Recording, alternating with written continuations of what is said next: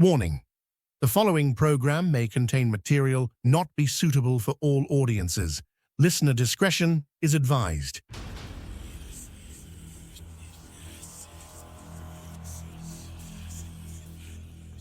They say for every light in this world, there is a shadow waiting to reclaim it.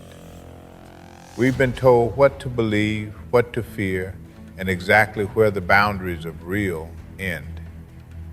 But tonight, we're crossing those lines. From the whispers in the attic to the lights in the desert sky and the entities that walk among us, we are stepping behind the veil. Transmitting from deep within the mountains of West Virginia, it's time to seek the truth. This is Let's Find Out with Diego. And now, here is your host, Diego the Podcaster. On this episode of Let's Find Out, spanning through Pennsylvania and down into West Virginia, this area is a legendary hotspot for everything from UFO sightings, the paranormal, to cryptid encounters. Our guest has spent the last 12 years embedded in those woods.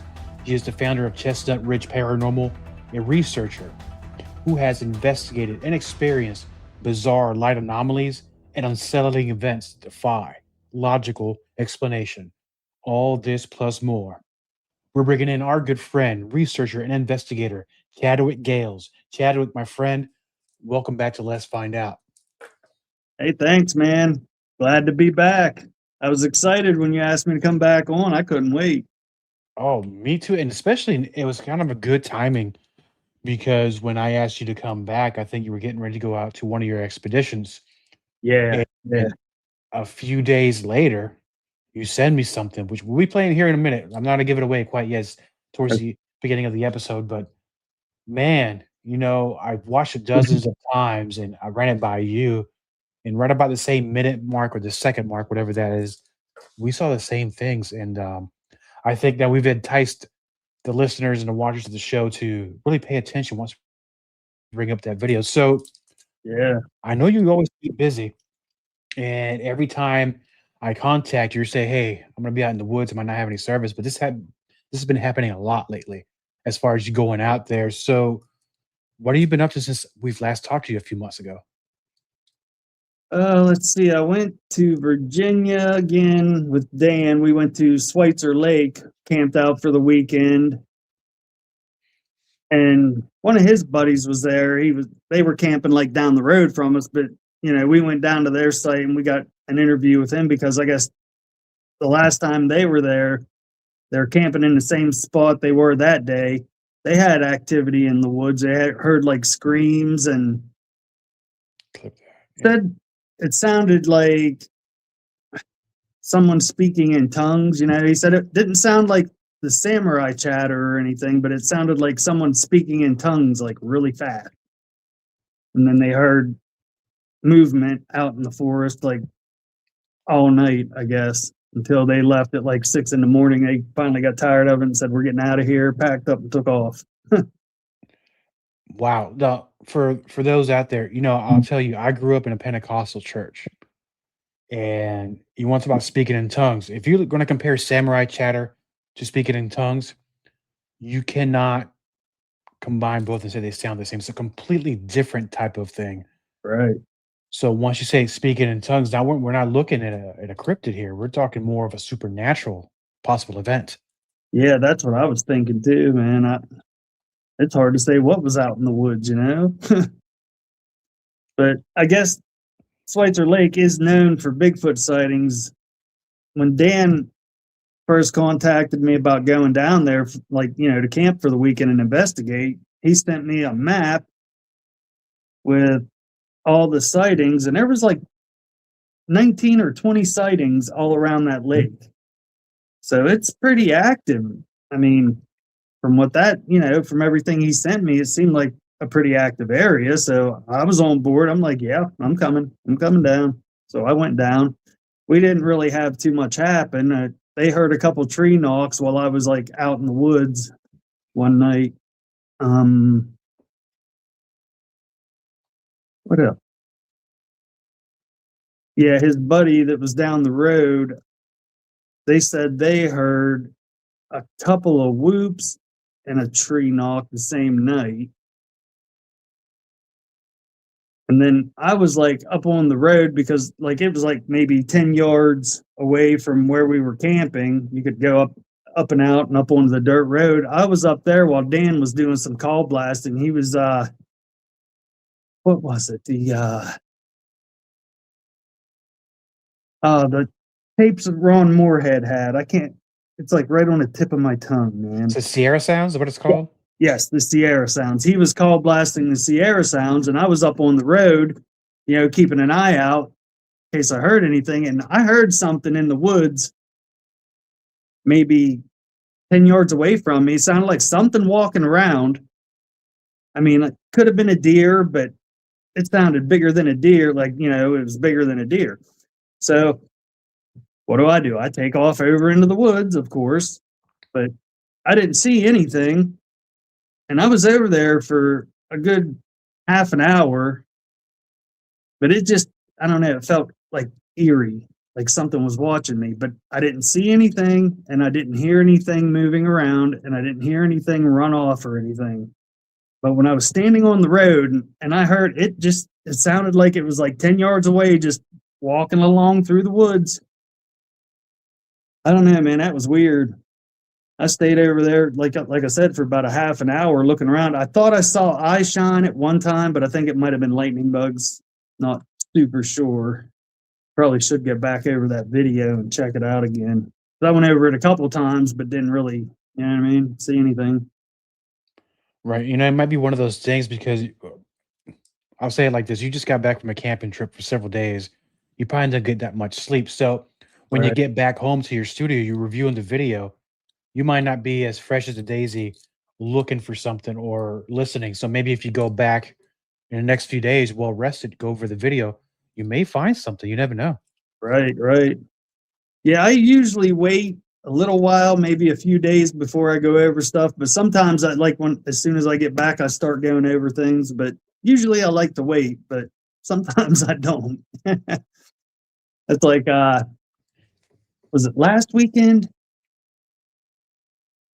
Last Friday, a buddy of mine, he just joined up with me and he's going to start helping me put out like better content because he's like a computer wizard, man. My buddy, Mark Pounds.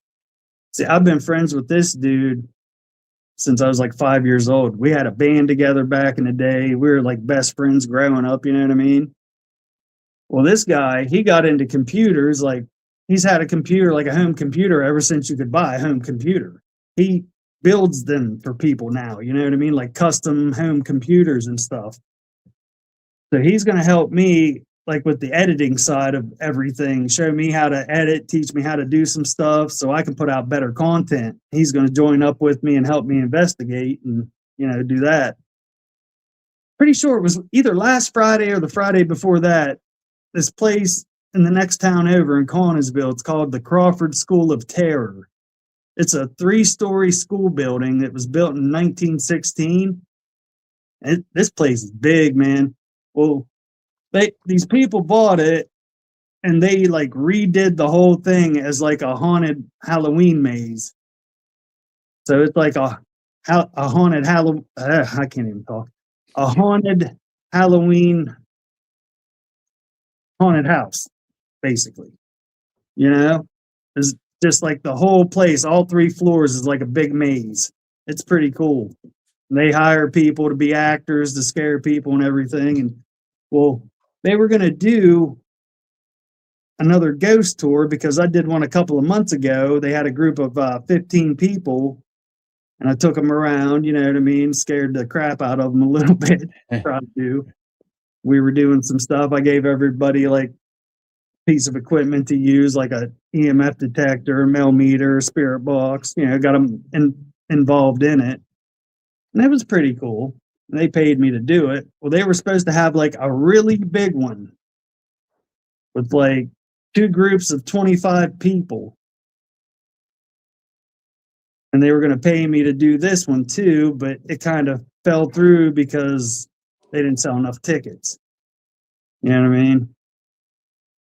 So the day I was talking to the owner, I was like, "You guys still want me to do the tour and stuff, the investigations?" And then he's like, "Yeah, definitely. I'll get back to you." He hits me back 20 minutes later, say, "Oh, bad news, man. We got to cancel it." I was like, "What?" Because I was like, I was relying on that because they were going to pay me. They were going to pay me pretty well too. But anyway, so he said they were going to cancel, and I was like, "Well, all right. Would it be cool if I go in and investigate anyway?" And they were cool with that. So they let us in all night by ourselves to run around and investigate. You know what I mean? And we got some stuff like noises, sounded like things being thrown. And this one in the basement part, there's a part of it they call it the black maze, where it's like you're going through a bunch of cages and stuff. It's pretty crazy. They got like lights flashing and everything. Well, we heard what sounded like someone snapping their fingers like that, and then it like echoed like real loud. And it shouldn't even have echoed because I mean it's like the place isn't empty, there's stuff everywhere, but it sounded like an echo in like a high school gymnasium or something. It was wild, man. We got it on camera too. We're going to get together pretty soon and put all that stuff together in like a mini documentary and put it out, everything that happened that night. It was pretty wild too. And then not only with that evidence or that video, you have other things also on your YouTube channel as well, right? Oh yeah, I have a lot of stuff on my YouTube channel. Doing, Yeah. but judging by the amount of things you've been exploring lately, going out there researching, investigating, I'm gonna say you're one of the bravest people I know because you're going into territory that most people wouldn't even go into. Yeah. Yeah. Yeah, I go to some pretty weird places sometimes. I mean, And I usually go by myself because I'm usually by myself. You know what I mean? It's like I'd take people with me, but most of the time when I ask someone to go with me, no one wants to go, which I don't blame them. So I do it on my own. so what's the furthest you've gone by yourself? That I look like this where you went somewhere just far enough and you're looking around and you're just like, oh my goodness, I think I got myself in a pickle here. Think. Probably that place where I got that video. Because well, first of all, it's about a 40-minute drive from my house. Once you hit the mountains, you got to go another 20 minutes, and then you got to get on a dirt road and go another 15 or 20 minutes up the dirt road. It takes you up the mountain to get up on top, and it's where that place is up on top of the mountain. And it's, there's no one around for miles. It's not like there's houses close or anything. It's out there. It's completely by itself. Now, is this one of those places so remote the GPS doesn't work? Are you using like a road atlas or a map? No, I don't think I get very good service up there. But we've been going to that place ever since we were kids. We'd ride quads through the mountain and get there, we'd go the back way through. So I've known about it a very long time, but yeah, I don't think there is very good service up there. That's why in that video that I was doing a live stream and it kept like going in and out, you know what I mean? It kept saying slow connection, stuff like that, because the service isn't great up there. Well, I could imagine, but it's a good thing that you know how to get around. You've been there many times because the Yeah. average person taking a wrong turn, kind of like that movie, you don't want to wind up in places you don't want to wind up at. Yeah, right. And that's all it takes is one wrong turn, man. You could be lost for days, even longer. It is not hard to get turned around in the middle of the woods. That's for sure. No, I could imagine. Not something I care to experience, at least not by myself. I would go with an experienced guide like you if I were to go to something like that. I suggest that for anybody. Let me just go out there, swim with a buddy. That's what they used to tell me when I was a kid. Right. Definitely. Yeah, see, that's the only reason most of these places that I do go by myself is like I've been going there since I was a kid. I know it like the back of my hand. You know what I mean? There's like zero chance of me getting lost. I always know how to get out. So unless something tries to stop me from getting out, now that's a different story. Well, I mean, from our last conversation, I know you're pretty well equipped to Oh, yeah. handle situations like that. Oh, yeah. Yeah, definitely. Yeah, we'll leave that out in case people get very sensitive when they hear about these kind of things. But I already know what you're packing, what you're going on with there with. So we'll say that Right. for another episode. We'll do it like Chadwick's survival skills. We'll do an episode like that. And Yeah, right on. Yeah, that'd be cool. no, and that's all right. Now I know you've been working some stuff with your partner as well, but Yeah. let's get to the reason why we're here because I not long after you came back from exploring this area, you sent me a video, and as I kept looking at it, and I looked at it several times today to be prepared for the show. Yeah. I know right about when I see that thing, and I know right about when it disappears, when you go back and pan and it's gone. Yeah. Now, I don't want to spoil it too much, but what I'm going to do is I'm going to bring up the video and I'm going to probably lower the audio a little bit. And then if you could explain to us where were you at and the type of equipment you were using. I'm going to play the video several times. That way people see, I'll loop it and hopefully they can see what we're seeing. Okay. So we're going to go ahead and do that right now. Boom. So I'm going to press pause right about here. Yeah. And then tell us where you were.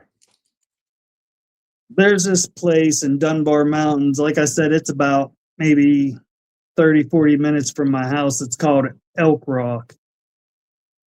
And it's up on top of the mountain. You have to drive a long dirt road to get there, and there's a parking lot up at the top.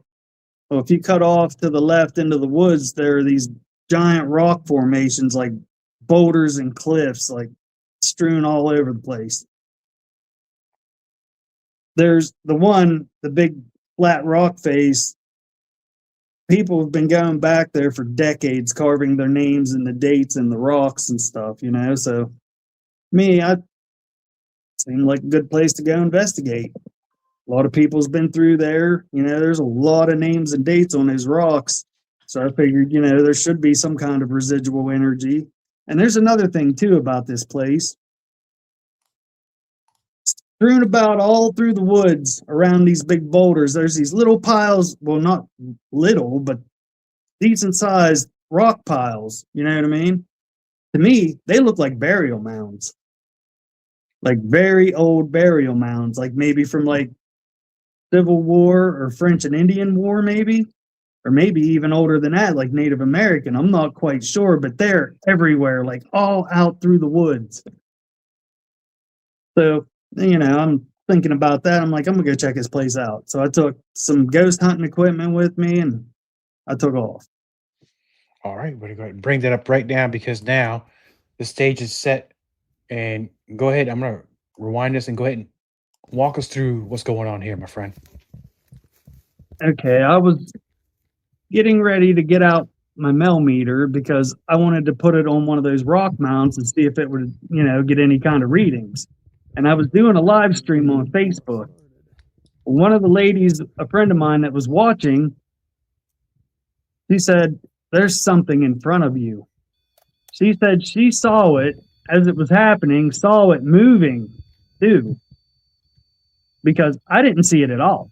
I was getting the meter out. I wasn't paying attention to anything around me. You know what I mean? I was turning it on and looking at it. I didn't see that thing at all. And I'm kind of glad I didn't because I don't know, man. Knowing me, I would have probably went toward it, see what it was. Going crazy. But yeah, you can see when you pan back, it's gone. It looks to me like it was just laying there and it was watching you. Yeah. That's when I went back over the video because when she said there's something in front of you, I was turned the other way, like up the hill. And I went up the hill because I thought that's where she meant. A little bit later on, she said, no, it was the other direction to your left, I think she said. And then I was like, well, then I didn't see anything. I'm going to have to go back over the video when I get home. And when I did, man, and I saw that thing, it freaked me out a little bit because it does. It looks like something pretty decent size down on the ground, like laying on the ground watching me. When I zoomed in on it, it's a little blurry and stuff, but it looks like a head and shoulders, like something hunched down on the ground, just like looking at me. And it's white. It's like pale white looking. Like a Yes. pale white grayish. You know what I mean? It's like, it freaked me out a little bit when I saw it. You know, and as I'm looking at the video, I can see where the light's reflecting off that down tree branch there. Yeah. And this is why I don't think that thing that was in the distance might have been a branch or something that fell, because it was not reflecting the light. Right. That can't be right. Yeah, that was weird. Like I said, I'm kind of glad I didn't see it at the time, because knowing me, man, I would have probably went straight for it. Because, my curiosity, I want to see what it is, of course, but and it didn't look small either. It looked pretty big. I'd Yep, say and then, maybe the size of a person, or a little bigger, maybe. you know, what's about what you think about how far in front of you do you think it was? It looks to be at least I'd say maybe 20 yards at the most, because I went up. That was on a Friday night. I went back up that Sunday because I wanted to see if there was like a pile of rocks over there, or a log, or a stump, or anything, and there was nothing over there. Plus, I wanted to see if I could see any kind of tracks or anything, but I didn't find anything. There's nothing over there but leaves on the ground. That's it. so for me, for an inexperienced person, but I'm trying to use some logic and from experience as far as the research I've done and I've read other people's information. If there's no feet tracks or foot tracks, feet tracks, that's not even make any sense. Maybe it's something that maybe flies or just happens to jump in that certain section and jump right back out. But I'm going to put it back to the place to where you and I are seeing the same thing. And then I'm going to pause it, because I think you and I are in agreement right here.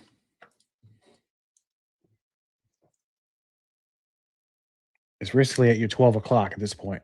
Right. Yeah, like I said, it was a Facebook live stream, but then I took the video and I cut just that part out. I think it was like a minute and 20 seconds long, and I reposted just that part, and I reposted pictures of it zoomed in. A lot of people were commenting that it was an owl, which, I mean, could be possible, very possible. It could have been anything, but doesn't really look like an owl to me. I don't know. No, and I can definitely appreciate people giving their opinions of what it could be, but Yeah, I'm always open to hear people's opinions, man. It doesn't make me mad or anything. I'm curious to see what people think. which kind of stands with what I said. If it didn't crawl there or walk there, I Right. say it either jumped or flew. Maybe it could have been an owl. Now, is Virginia? This is in Virginia, right? No, this is in Pennsylvania. This is like 40 minutes from my house. All right. Now, in this area, are there a lot of owls in that area? Is it like a common Not type of? really. No. Like So I that can, said too, when I zoomed way in on it, of course it's blurry, but man, it looks like a head and shoulders. But I guess that could be an owl's head and wings. I mean, I'm not saying it isn't, and I'm not saying it is. It's like I have no idea what it is. But see, here's what gets me thinking it might be one of those crawler rake creatures. All right, the rake. That's just a new name. They used to call these things ghouls back in the day, right? These pale crawler things. The lure on them is these things would lurk in cemeteries and feast on corpses. When I was walking in there that night, I caught the most god-awful smell I ever smelled in my life.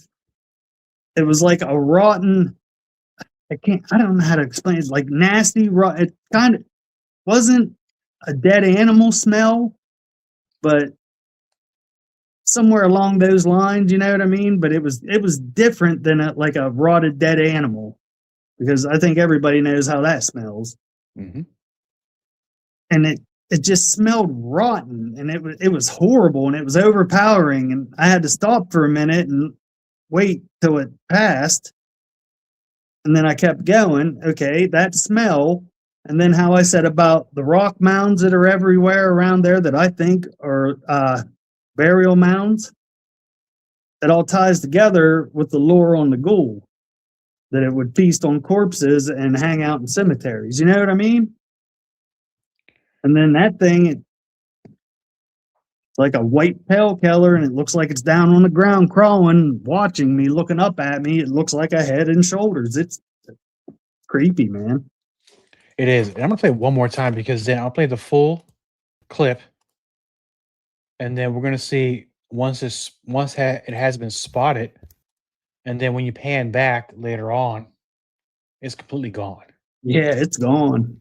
So here we go. There it is. Still there. Mm-hmm. Guess I probably should have turned this on before I started. Gone. It didn't make a sound when it left either. No, it didn't. Yeah, and I was going back over the video, and I zoomed like way in, and I was looking way in the background. I think I'm gonna have to get my buddy that does the editing and stuff to check it out. I think I saw it way in the back, upright, walking by a tree. Can't be right. But I'm gonna have to see if he can like enhance it or anything, see if we can tell if that's what that really is, because it looks like something pale, upright, pretty tall, walking by a tree. It was like way in the back. But I could be completely wrong. I don't know. I mean, There's no way. possibility could be also might have been more than one, and you might have seen that's a small one there, and in the background, an adult possible creature, and then that's why the little one left because it got called back somehow. Yeah, that's possible too. I never even thought of that. This is a millimeter. It picks up electromagnetic energy and Yeah, it's getting crazy. Yeah, I noticed that. So, my goodness, so you've experienced that, and then you're gonna go through the video, and then probably you're gonna be uploading that on your channel here very soon as well, right? Yeah, I think I already put it on there. I'm pretty sure. Yeah, and I urge those to go on your YouTube channel and check out that video, and Right. I think they'll be able to see what we just saw as well. Hopefully, come up with the same conclusion. I'm of the opinion that I don't think it's an owl, Yeah, but I don't think it is either. But I mean, I'm not saying it's not impossible, because it's possible, but I don't think it is. sure, and that's okay because when you come into these type of things where one believes they saw something, you have to start doing the math. You have to see the power of deduction of what it is not, and see what it could be. Perfectly great. Was it an owl? Could it have been a possum, or could it have been although squirrels don't go out at night, as far as I know. I Right. always see them. I always see them in the daytime dodging cars. So, Yeah. but it could have been definitely anything. So now that you're back from your long camping trip and your explorations, I know you and your partner have a lot of things planned, but what are you going to be doing? What do you have coming up next? What do I have? Well, I think next month I'm taking a little break. But then in September, I'm going to be at the Blue Ridge Bigfoot Festival, Saturday the 26th. It's at the Wintergreen Resort, Wintergreen, Virginia. I think that one I'm speaking at, actually. Yeah. And then after that, I'll be at the West Virginia Bigfoot Conference, October 9th through the 11th. But that one, I'm just going to hang out with Dan. I think he's speaking at that one. He's doing the one at Blue Ridge also. We're both going to be speaking at that one. So that's pretty cool. That is so. With that, are you gonna be doing more speaking engagements? Maybe next year, you think? Oh, yeah, definitely. I've already done a couple, but yeah, I'd like to get a little more into that side of it too. Excellent. Hopefully, you'll Little, get those recorded, upload those on your social media. So now for the magic question for our good friends and listeners of Let's Find Out that want to learn more about you, your research, and your channel. What can they go find out? I mean, I got a lot of videos of a lot of different stuff. I got some ghost videos, I got some UFO videos, ton of videos of me out in the woods. I mean, like whatever you're into, check out my channel. You probably like it. Oh, and there's a lot of stuff in there too. So this conversation is just a tip of the iceberg, just like our last conversation was. But I know that you need some rest, my friend. Just got back from a long trip. You've been working pretty hard, doing back-to-back research and explorations. What we're gonna do is we're gonna bring you back later this year, and then we're gonna talk a little bit more. Maybe let us know your conclusion on the piece of video we just saw today, Cool. and then give us the lowdown on that. And I'm sure that you're a very lucky and unlucky kind of guy because there's always something going on when you're out there. So we're gonna definitely talk about that, my friend. Right, right. Awesome, man. I will see you on the next one, and be careful out there. Oh yeah, dude. I always try to. Thanks, Diego. Welcome to the TCC Research Channel, home of Mysteries Unlimited TV, Let's Find Out with Diego, and the free documentary playlist. I'm Thomas Markle. Here on this channel, we explore Appalachian mysteries, cryptids, UFOs, folklore, and the paranormal. Every week, you'll find new episodes of Let's Find Out, bonus overdrive, live stream discussions, and original documentaries. We talk with authors, researchers, investigators, musicians, and people with real stories to tell. If you're into unexplained encounters, strange phenomenon, and deep dive conversations, you're in the right place. Hit subscribe and join us. There's always something new to explore. Copyright Diego the Podcaster. All content for Let's Find Out is the property of Diego the Podcaster and is served directly from our servers with no modification, redirects, or rehosting. All celebrity impersonators are paid performers. The impersonated celebrities do not endorse or promote any views or opinions expressed by our guests, Diego the Podcaster, or Let's Find Out. The information shared on Let's Find Out with Diego is provided on an as-is basis, with no guarantees of completeness, accuracy, usefulness, or timeliness.